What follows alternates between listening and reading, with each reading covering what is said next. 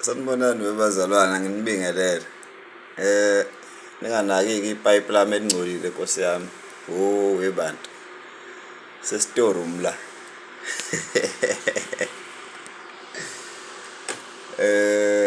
Cha asikhumbuzaneni la. Asisamnaki lo. Asisamnaki lo. Nalo asisamnaki lo.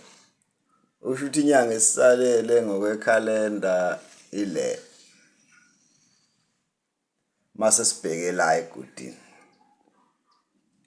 Usho ukuthi sisalele uFebruary ukuthungisa bazalwane. Ngoba la asathungi sibeka imali zokugibela, imali zesipheko. Masuka la. Sizalazi imali zesipheko. Nezokugibela, nepocket money yakho. Ngoba uyawubona ukuthi u-early kanjani. Okusho ukuthi